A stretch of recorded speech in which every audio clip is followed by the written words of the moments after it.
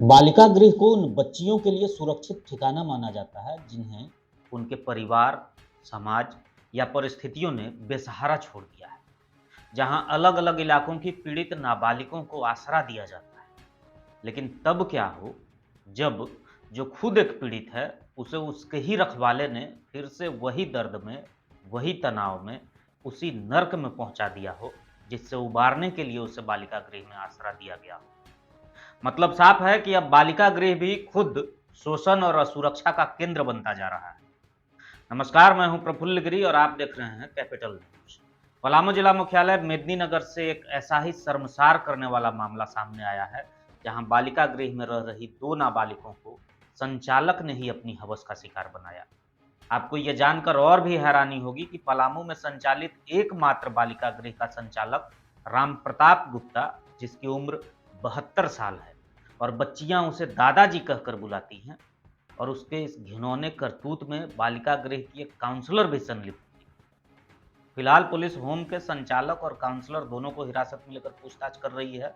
दोनों पर एफआईआर करने की तैयारी है। दरअसल ये मामले का खुलासा तब हुआ जब मानवाधिकार कार्यकर्ताओं की एक टीम बालिका गृह में व्यवस्थाओं का जायजा लेने पहुंची थी।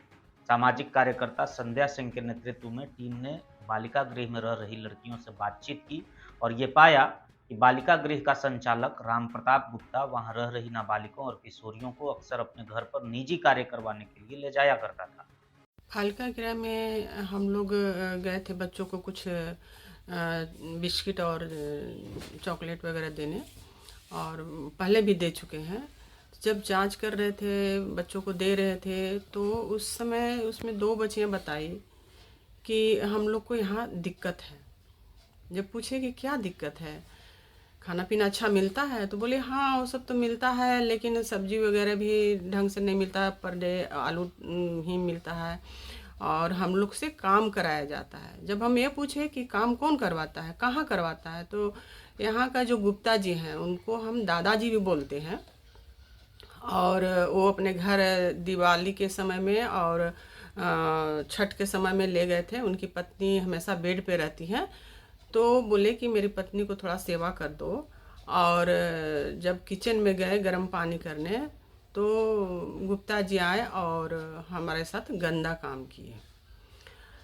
एक लड़की के साथ दो बार वो गंदा काम कर चुके हैं, और एक लड़की जो नई वाली थी उसको भी ले गए, तो उसके साथ भी गंदा काम करने का प्रयास किए।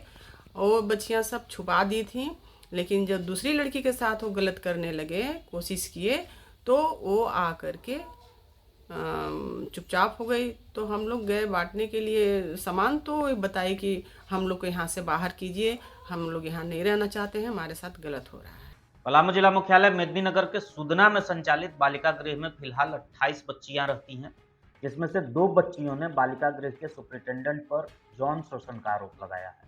मामला सामने आने के बाद पुलिस की टीम भी घंटों जांच में जुटी रही और बच्चियों के आरोप को पुलिस ने सही पाया है। इधर इस मामले में एएसपी राकेश सिंह ने बताया कि जांच में बच्चियों के यौन शोषण की बात सही साबित हुई है। सुपरिटेंडेंट और काउंसलर पर एफआईआर की कार्रवाई की जाएगी। पूछताछ में लड़कियों ने पुलिस को और भी कई चौंकाने वाले तथ्य बताए हैं, जिसकी जांच पुलिस कर रही है।